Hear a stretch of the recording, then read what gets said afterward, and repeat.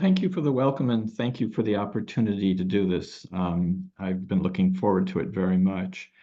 I think I should probably just take a moment to explain a little bit about who my people are, the Potawatomi, for those of you who might not know or just vaguely heard. We are members of the Anishinaabe language group and the Council of the Three Fires, which several hundred years ago was centered in the upper Great Lakes. My particular tribe once lived on the Chicago waterfront. We have no desire to return there now. But that was my homeland before we were expelled to Kansas and then ended up being relocated yet again to Oklahoma. But before that, before we were in the Great Lakes, we have a kinship link to the Abenaki and other people in the Northeast who share an origin story of coming in the distant past from the first light. And we share the same tribal prophecy, if you wish, which is go west. My people kept going west. Abenaki and others remained in New England. And our prophecy said, keep going west until you find the place where water supports the growing of food. That was wild rice for us. So we are very, very indebted to the Great Lakes and their generosity. And wild rice is sacred to us. But I feel a kind of kinship to the Abenaki because of this distant connection. But more to the point of tonight's presentation, I feel like I've been welcomed back to Vermont as a diaspora Potawatomi, if you wish, not just by kind people in your ancestral links of the Abenaki, but also by the other than human kin who surround me in the forest, which you alluded to in the introductory comments that you gave, because it has been, the coy wolf, the owls, and these other wonderful creatures who surround our house that constantly, nightly, literally, seem to reach out and converse with us. I'll get back to that in a moment. So as we're discussing enhancing human relationships with nature, and particularly how Indigenous people do that, the thought that always comes to my mind, in fact, the image that comes to my mind, the image that I think is worth 1,000 words, is a pictograph taken from an 1849 a petition concerning a treaty violation that was taken to Washington on birch bark by the Chippewa. Now, the image that we have and that Vera will show you was copied by the famous American artist Seth Eastman. So it's a redrawing, but the understanding is that it accurately represents the petition. And in the petition, we see totems, animals, traditional clan representations, representing each of the signatories of the petition. And my understanding now is that the chiefs and the clan heads signed this petition using totems, not because they couldn't write, not because it was nice to look at, but because they had something else in mind. They wanted to remind the officials in Washington, and they wanted to assert that the relationship of the treaty was not just between humans and humans, it was between Indigenous people and all our kin, who include the animals and the US government. And what's beautiful about this pictograph, and you can bring it up at your convenience, what's beautiful about it is that lines connect the hearts of all of the totem signatories. And some of the interpretations of the pictograph are that the lines say, we are all speaking in one voice, and that's what the hearts represent. But they also represent something else, which is that all of us, all of our other than human kin, and all of the clans represented as totems here are connected on a spiritual level. And if we look at the leftmost line, arching over and touching the lakes, it's not just our other than human kin animals, it's the animate world in which we live. I thought this was unique when I saw it, and I've spent about 2 years now collecting these. And it turns out that many treaties across the United States use these same kinds of pictographs to make the same connections. And in fact, the treaty that the Abenaki signed, the Portsmouth Treaty, I think it's 1713 or 1723, is signed with a totemic pictograph. So I think this is incredibly encouraging because this obligates the US government to not only honor its relations and, and obligations to protect and provide for the well-being of indigenous people, which they haven't done a great job on, but it obligates them. It obligates them also to take care of our other than human kin. And my argument for that is a very famous federal court decision. It's called the Colville decision. It's a relatively recent decision. I think it's 1970. And it says that treaties must be interpreted not as lawyers intended, but as indigenous people understood them. It's an amazing decision to come from the Supreme Court. Well, how did indigenous people understand treaties between the white colonists and indigenous people? They understood them, as illustrated in this pictograph, as obligations to deal with the well-being of not just the two-legged, but all of our kin.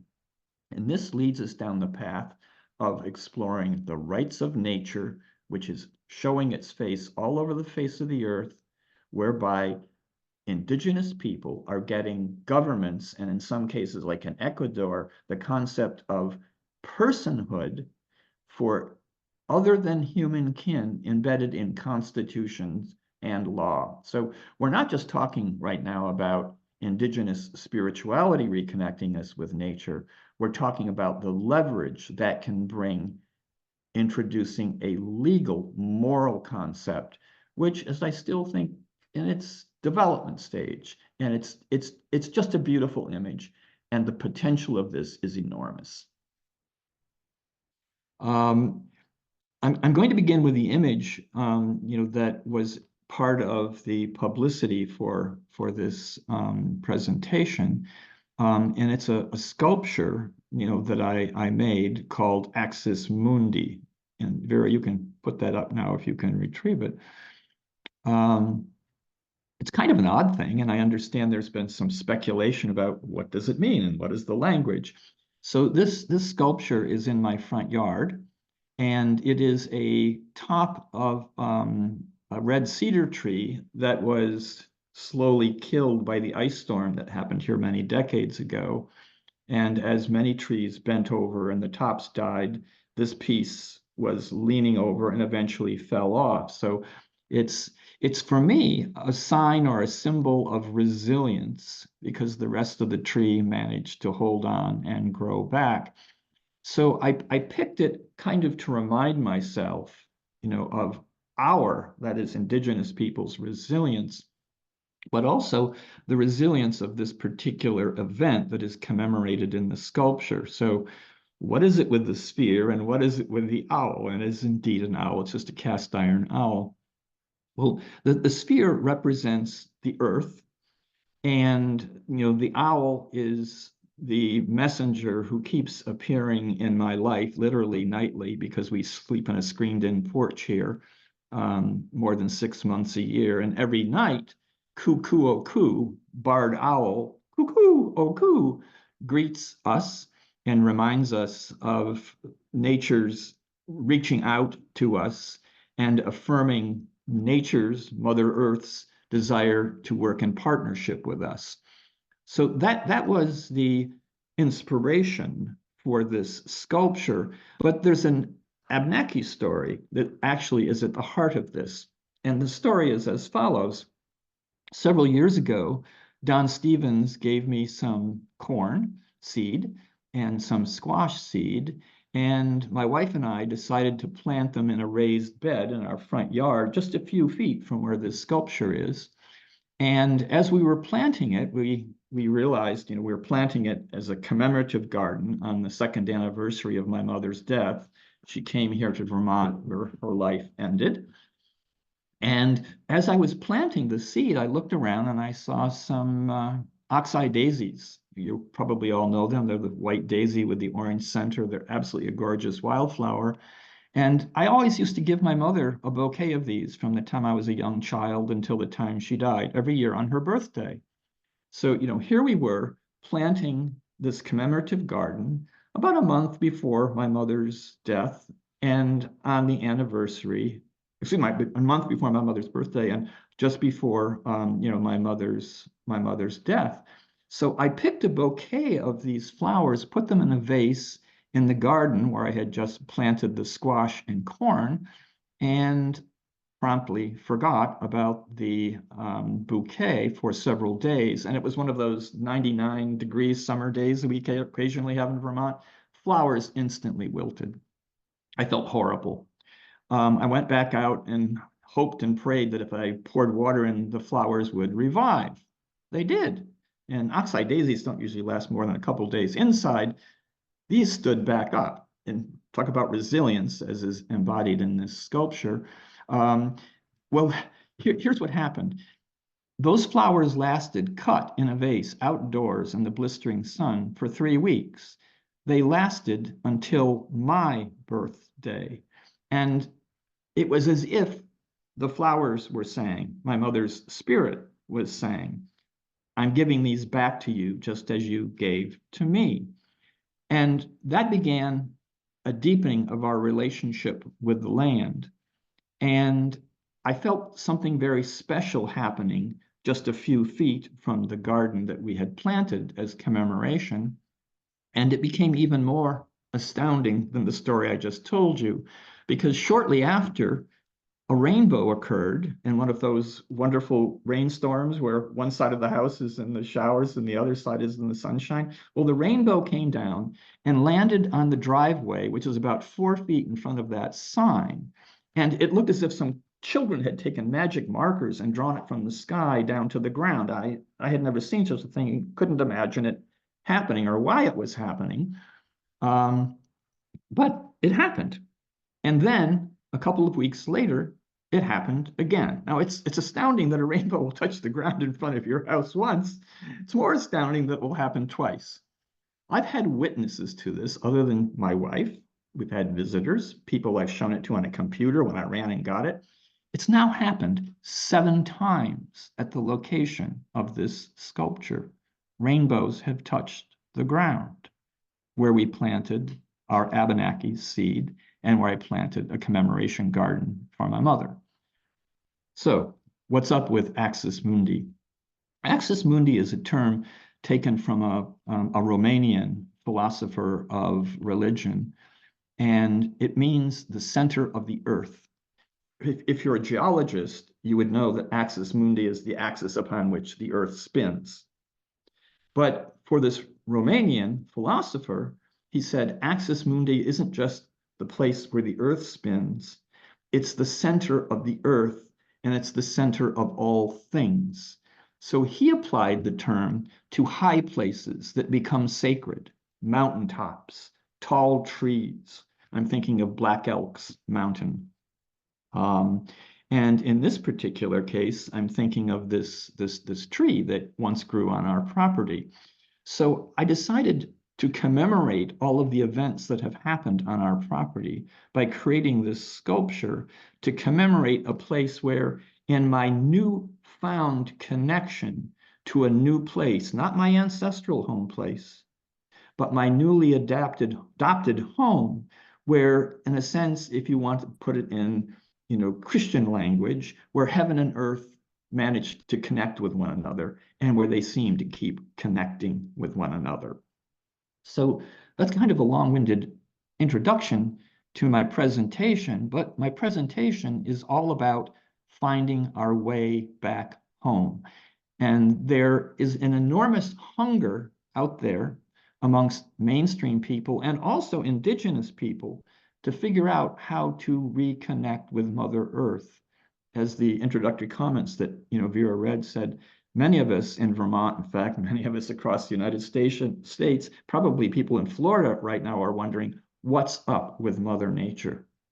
Is she punishing us for our environmental sins and crimes? I have had so many people ask me that. My answer is always, no, no, no. Mother Earth doesn't do that.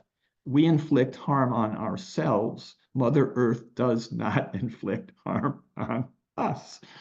So part of the message I'm trying to bring tonight is apropos of the sculpture you were just looking at.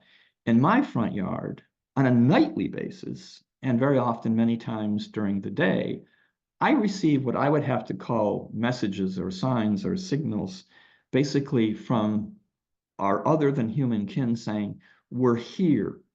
We're here to heal the planet together. We're not here to punish you for things that humans have done wrong. And when I talk to a group of people, I can see their body language change when I say that, from I'm tense, I'm nervous, what's going on out there, to I never really thought of it that way. So I often spend much of my time in public presentations telling stories about my encounters with coy wolf. I wrote a whole book about this journey of rediscovering and reconnecting with my roots to Mother Nature here in Vermont, which is my adopted home. People will ask me, can non-Indigenous people become Indigenous? They're afraid to ask the question because it sounds like cultural appropriation. And my answer to them is, somewhere at some point in our past, we were all Indigenous. Almost all of us have been relocated from our ancestral homelands.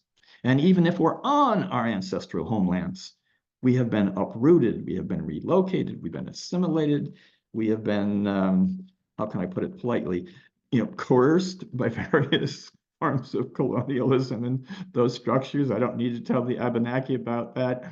You are examples of it. So how do we find our way home and reconnect with Mother Nature? And the answer is, we learn to listen.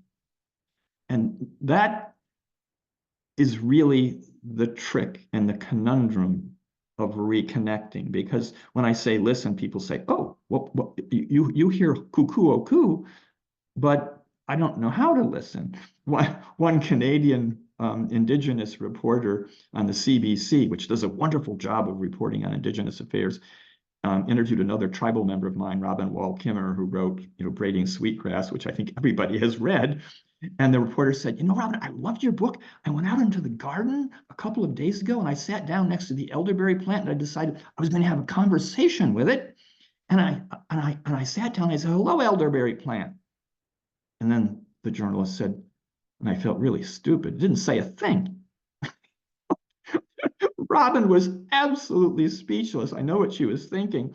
She didn't want to embarrass the journalist by saying, well, did you expect it to speak verbally to you in English? Or maybe you thought you should have learned elderberry prior to that? She said nothing.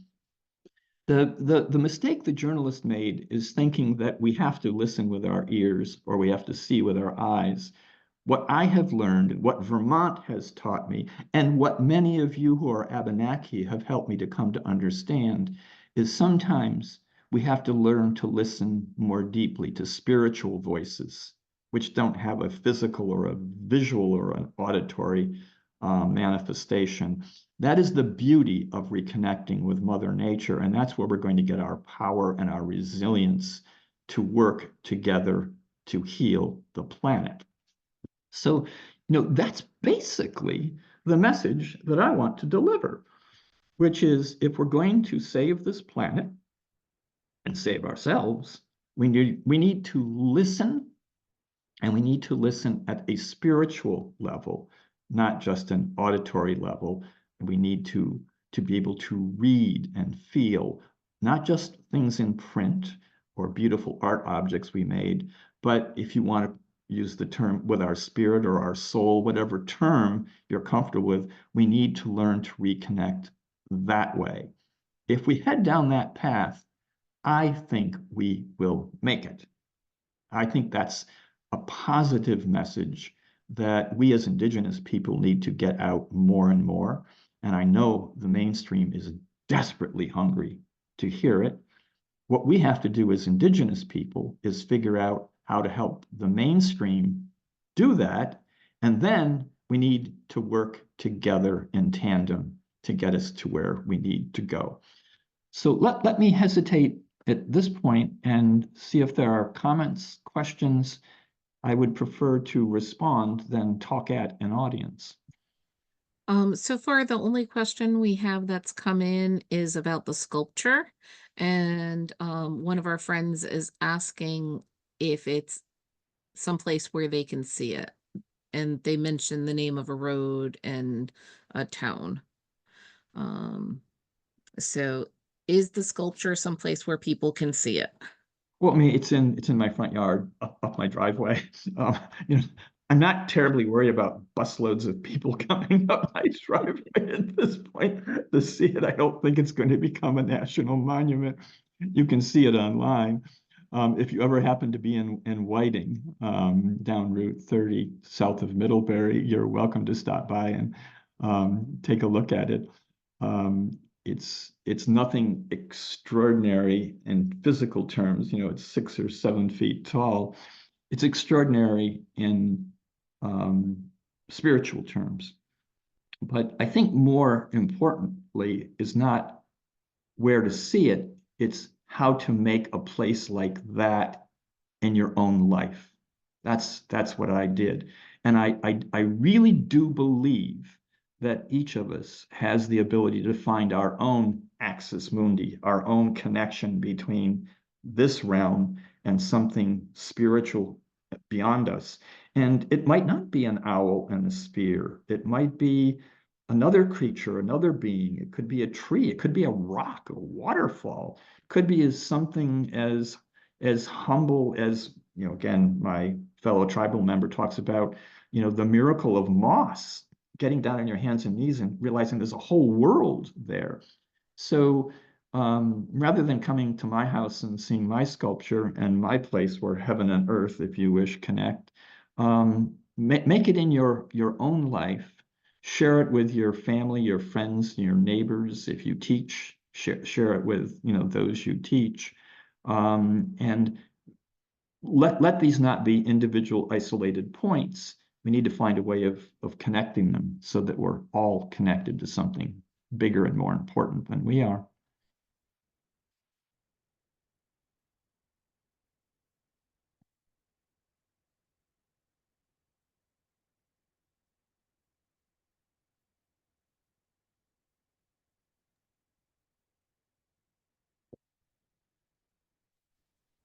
I see a hand being raised, Noelle.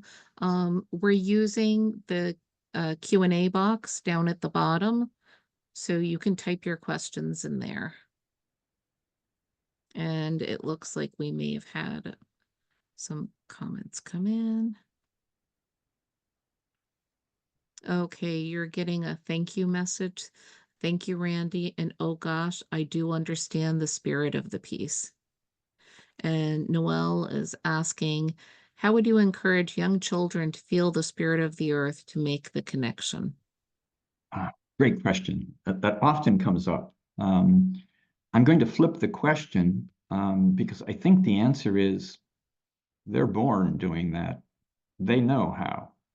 We, excuse the expression for those of us like me or my wife, who was a high school teacher, we teach it out of them at the earliest possible age. Um, we sort of tolerate little children having emotional connections to little critters, but as they get older, we wean them off that. And as they go to school, particularly when they get to high school and take a science class, talking about that kind of spiritual thing, well, it just doesn't fit in the biology class. And by the time you get to university, you are discouraged from talking about it. And I've had professors, I mean, quite prominent professors come and tell me in almost a whisper, you know, that story you tell about your encounter with the coy wolf, I've had experiences like that, but heaven forbid that I should write about it. I'll have no credibility whatsoever. So the more we become educated in Western European scientific, purely rational ways, the more we discredit the spiritual. So my answer is just help kids hold on to it, encourage them to continue to have those kinds of feelings. And if you're an adult who've wandered far, far from your connections to Mother Earth, listen to the children around you. And I listen in that broad sense. Watch how they respond, because they're closer to the instincts they're born with and perhaps ancestral memories that they're born with than we are. I'll digress just for a moment on ancestral memories because I'm constantly asked, how is it someone like me, look at me, I don't look indigenous, or, my descendants, how is it that those people have connections to indigenous ancestry? I mean, this is one of the unfortunate accusations that's been thrown at Vermont Abenaki. You're not directly related immediately enough to your ancestors for it to be meaningful anymore. My response to that kind of nonsense is think of the monarch butterflies. I've seen where they roost in Monterey, California. They cover the eucalyptus trees. It's incredible. And then they migrate south to Mexico where they winter over. Takes them 2 generations to get to Mexico. Then they winter over and they come back, and the flight back takes 3 generations. They return to the exact same place. They find their way home after 5 generations. Now, they don't have GPS. They don't have maps, right? They're not following highways. There's something in their DNA, these tiny, tiny little butterflies with tiny, tiny little brains. So I do feel, I don't understand how, but I do feel that we, Indigenous people and non-Indigenous people, have ancestral memories about our connections to nature. Sometimes it's referred to as biophilia, this drive to have a connection. But I do believe there's something there unless we squash it and crush it. But let's not. Let's tickle it, let it come alive, and guide us on our way home to working with Mother Earth.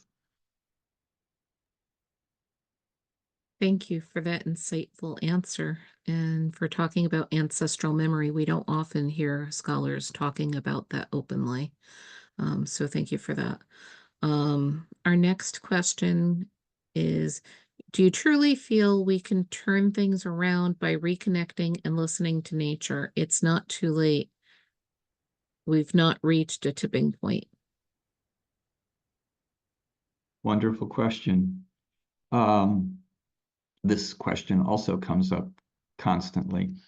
No, I do not feel it is too late. In fact, about a month ago, I made a Zoom presentation like this to a group of people at the University of Vienna in Austria on the very topic that this question asks. And it was to a group of scholars, international scholars, who made headlines about a year ago because they were working on designating the time we live in as the Anthropocene. It made the front page of the New York Times because their committee literally blew up. I mean, they had vicious battles and it all got aired in the press. It was really quite embarrassing to them. They'd been working on this designation of the Anthropocene for a decade. And essentially what the Anthropocene decade was going to say is game over. It's no longer Mother Earth in charge. It's no longer natural processes. It's all about humans. We now dominate the planet. Well, I was outraged as an Indigenous person. And I wrote them a letter thinking, it's another letter I'm going to write that's going to be ignored. Well, within hours of sending out the letter, people from the committee started sending me emails saying, we're having the same discussion internally. Thank you so much.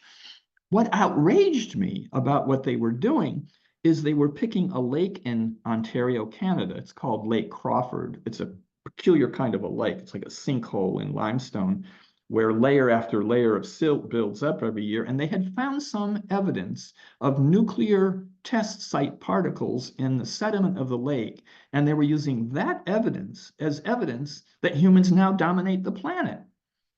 And so I started reading about their research at this lake, and I found out that before they found the nuclear particles, they found corn and corn pollen in the settlement because there was a indigenous settlement on the shores of the lake for hundreds of years before any anthropogenic contamination and pollution. So in my presentation to them, I said, hey guys, if you're going to tell the story of us teetering on the brink of disaster, and we are, that's part of the truth, you also need to tell the story of the indigenous people who were there before, who for hundreds of years showed us a way of living in harmony with Mother Nature. And I didn't know if the message was going to be received well. But one of the people on the Anthropocene working group at the end of my lecture said, Randy, I got it. We need to back up and tell both stories. So my answer to this question, it's a little long-winded, I realize, is that yes, I do think we are in perilous times.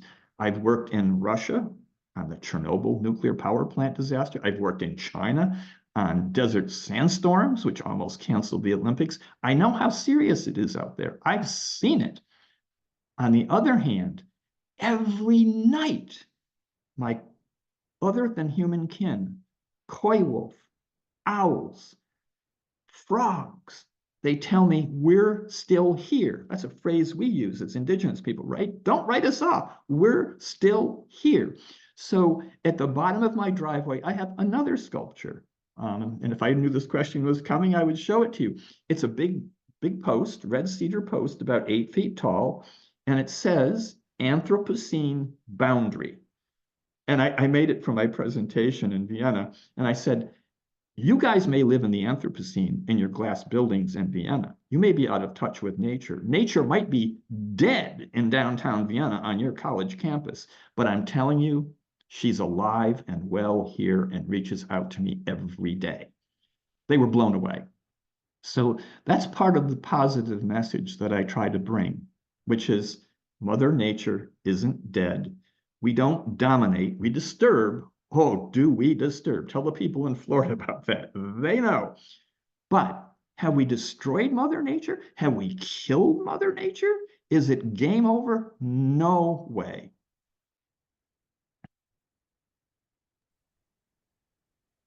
In the comments, I'm hearing that people are happy to hear that Mother Nature is not gone and that folks are really hoping it can be turned around. Our next question is, how do billions of people depend on extraction and exploitation from and of the earth, live in harmony with nature? How do we back up and restart? Wow. That's the pragmatics behind the spiritual questions we've been discussing. It's how do we get there? My answer is not an entirely simple, upbeat, Pollyanna-ish one. We get there by learning to be patient. It took us hundreds of years, if not thousands, to get into this mess. And we're not going to fix it with a piece of legislation. We're not going to fix it with a committee or a commission. We're not going to fix it overnight. We're not going to fix it in our own lifetime. Things probably will continue to get worse in many, many areas before they get better. We all know we've crossed the tipping point on certain aspects of climate change. So we need to be patient. And one of the teachings of my tribe, of the Anishinaabe people, is humility. We need to be humble about what we can accomplish. We need to set objectives in our own lives about some small thing that we can do to take a step in the right direction. And we need to realize that it will take generations to, quote, get back to living in harmony with nature. Now, how we do that with 8 billion plus people on the planet is a huge question that we can't really answer here tonight. Many people say the population needs to shrink. It may be headed in that direction. And it too will be complicated. It too will be messy, as the Japanese are finding out. They don't have enough people to work in their stores and their factories. They won't have enough people to pay into the Social Security system. How do we shrink? We have to solve these problems with patience, humility, and a sense of justice toward one another, not just Mother Earth. realizing this is going to displace every institution, every economic assumption we've operated on for the last 100 or 200 years. I don't have the answer. Nobody has the answer.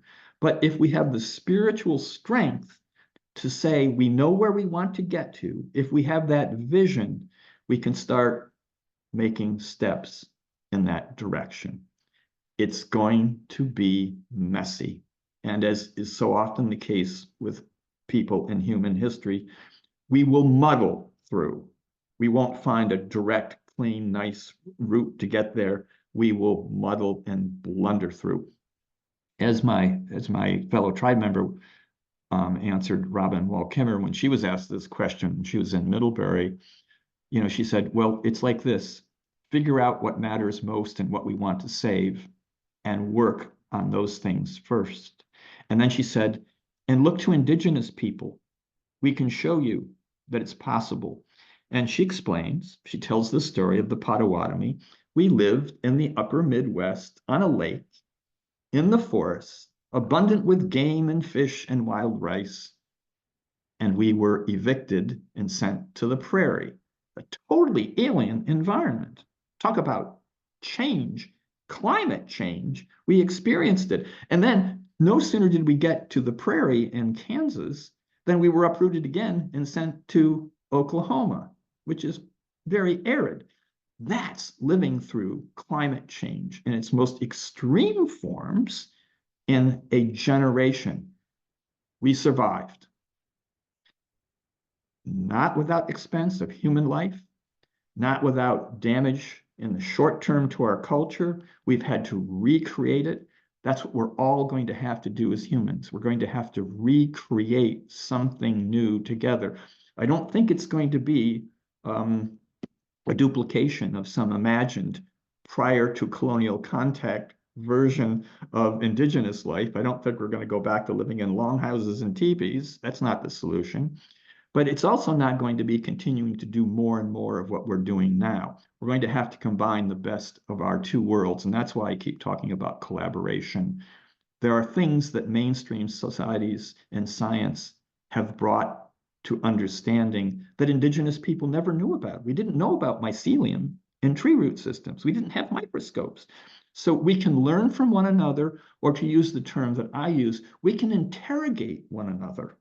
We can be critical of one another, respectfully critical of one another, challenging the assumptions of these two distinct cultures, an Indigenous one and a Western Eurocentric one. And then let the chips fall where they may. Let the truth that emerges be our compass and our guidance back home. That's how we're going to do it. And it's going to be long and painful, and I won't live to see it. Yeah, it's a very, very long process. And you were talking about collaborations. What kind of collaborations were you alluding to? Well, to be very concrete, and this is where I really have to, reach out to all of you who are Abenaki and thank you for welcoming me to your homeland.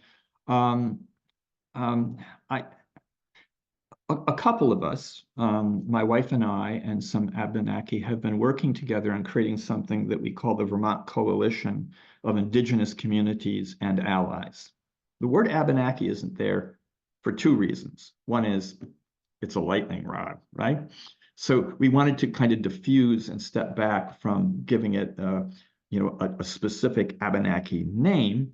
And more to the point, we wanted to say what is more important than being Abenaki or Potawatomi or Cherokee or Navajo, which is Mother Earth. Mother Earth is the being, the creation that has taught all Indigenous people everything we know. In fact, it's the same with Western science. They didn't learn it from textbooks. They learned it by observing the world around them. It's like they've forgotten that. So what we're doing with this Vermont Coalition of Indigenous Communities and Allies is saying, let's link arms. Let's forget about whether you're one of four bands of Abenaki, whether you're the people from the north on the Canadian side of the border, whether you're Cherokee or Mohican.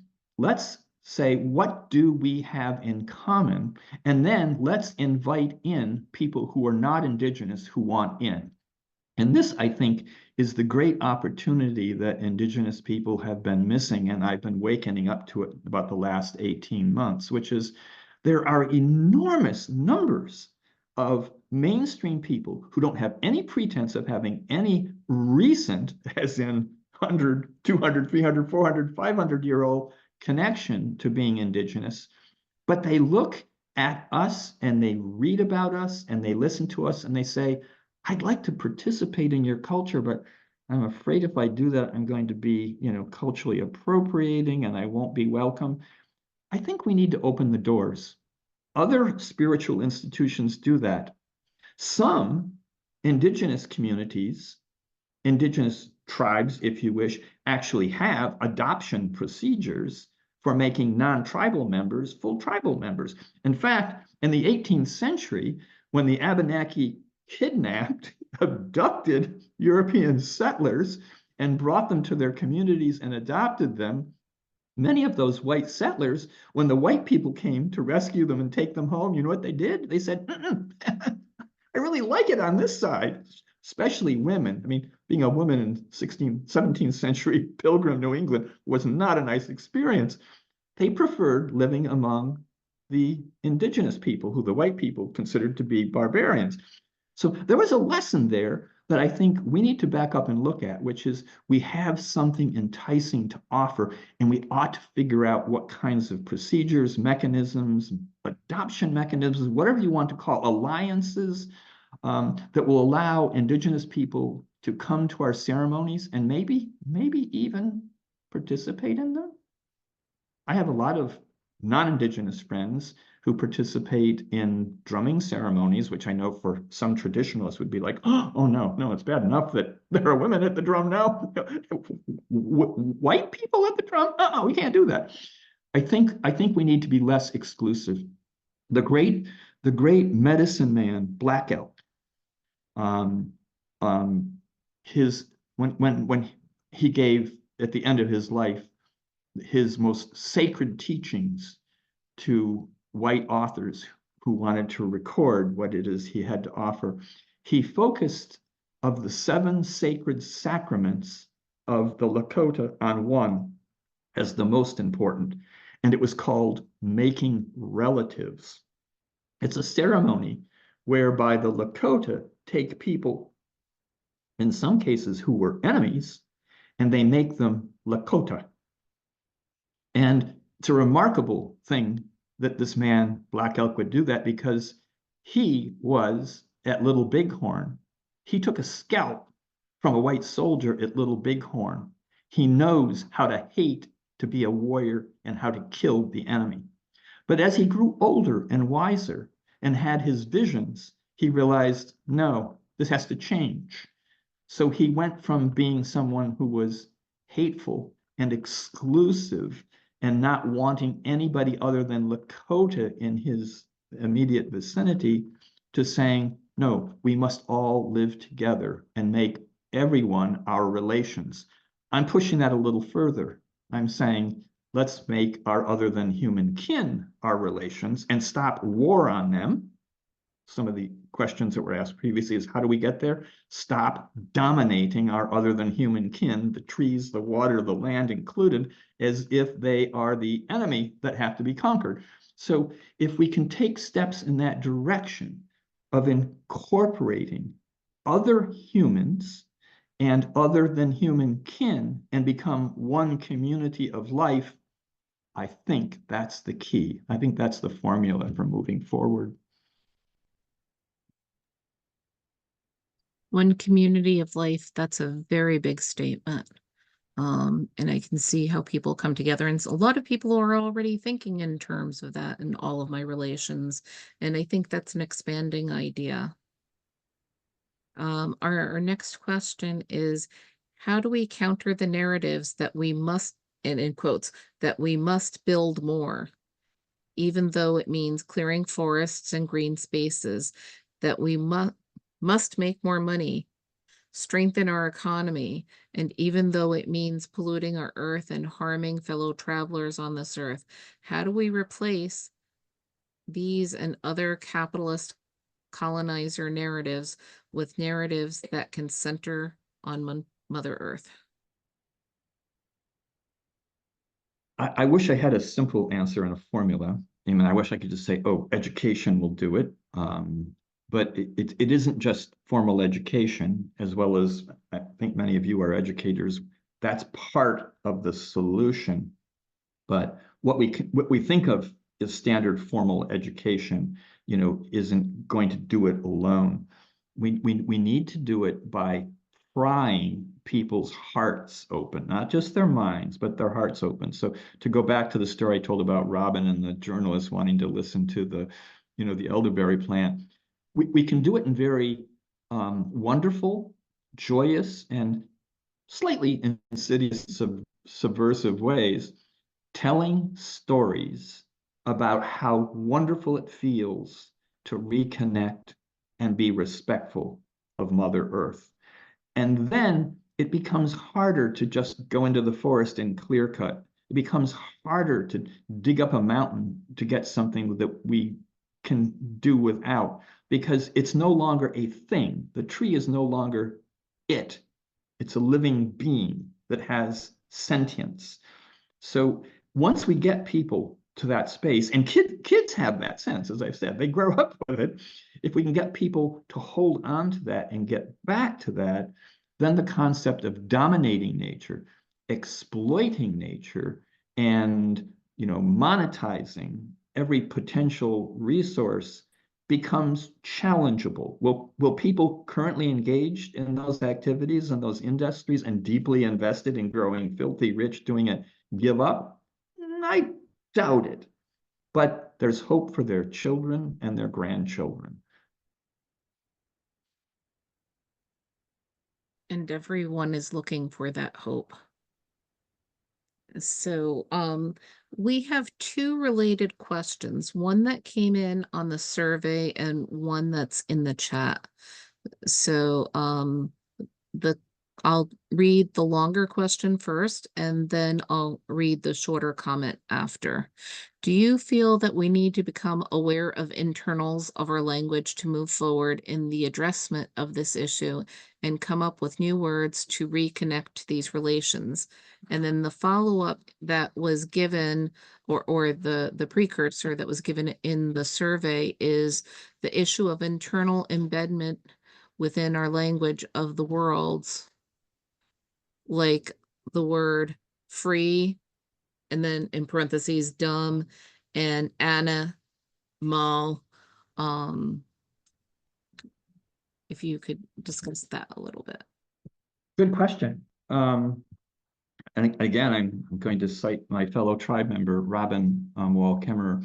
She wrote an article in Orion. I can send you a link, and people who want it, can contact you, or they can contact me.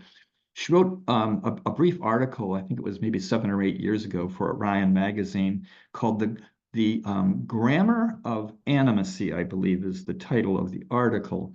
And in it, she talked about an experiment she did with her forestry students at Syracuse University, because they were having this very discussion, the same question you just asked me, which is, how does our language predispose or bias us to objectify living beings, deny them spirituality and agency?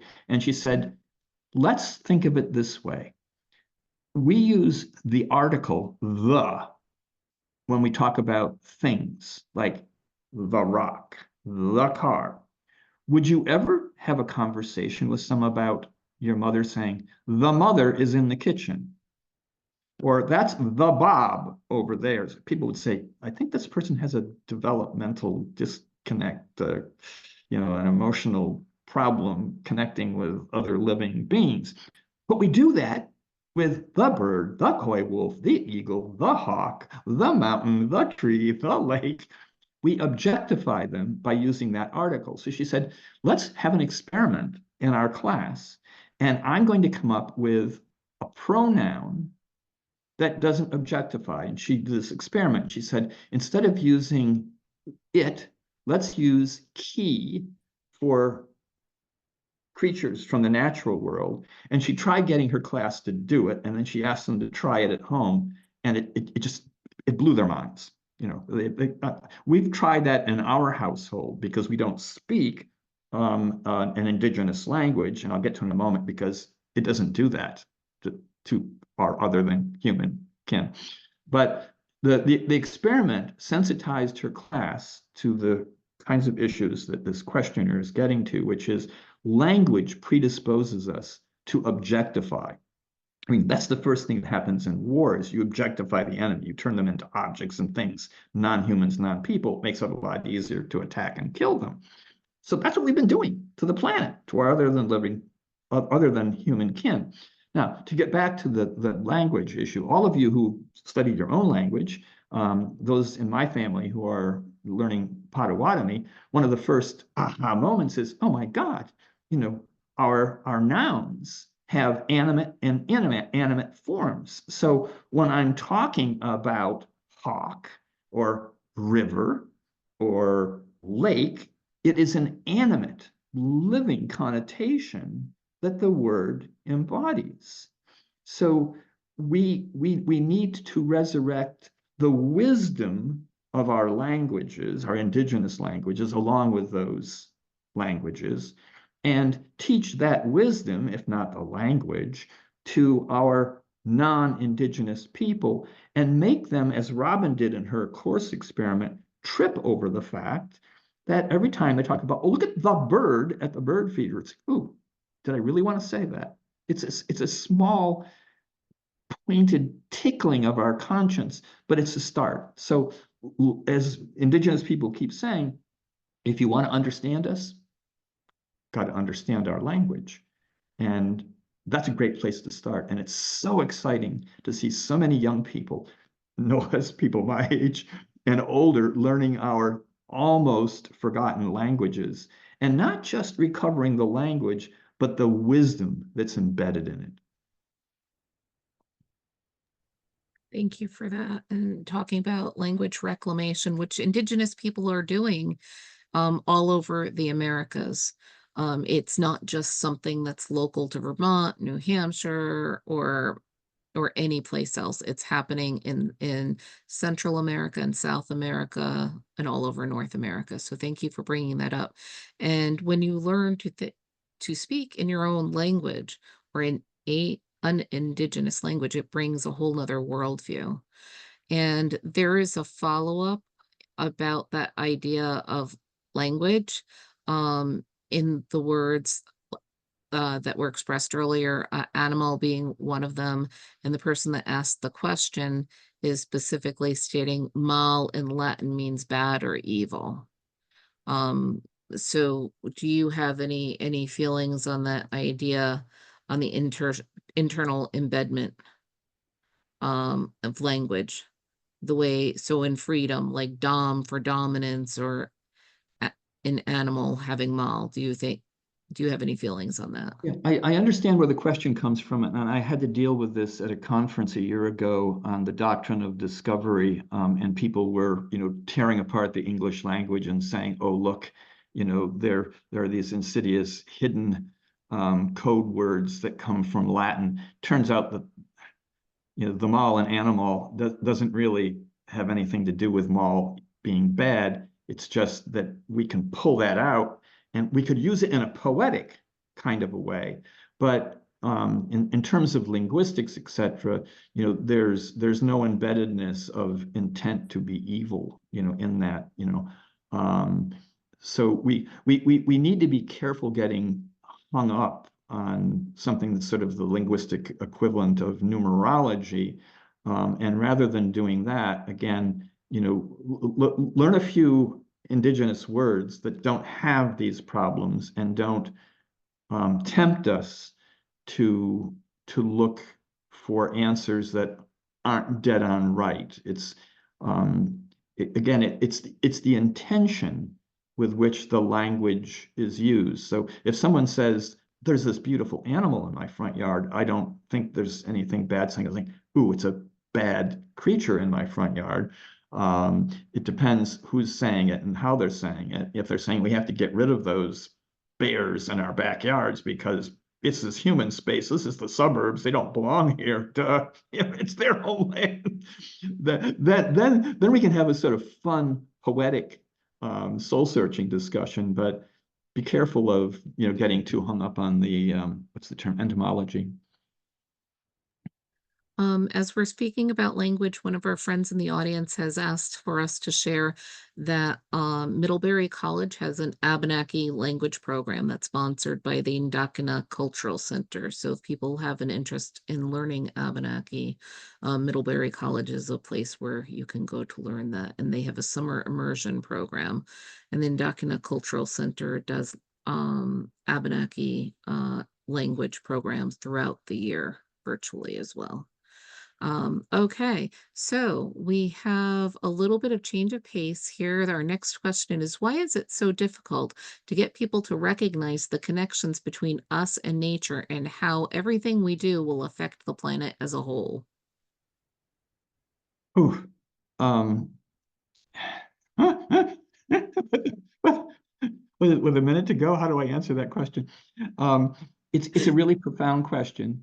I'm actually just submitted a course proposal for an adult education course, lifelong living at McGill University, where I've been teaching.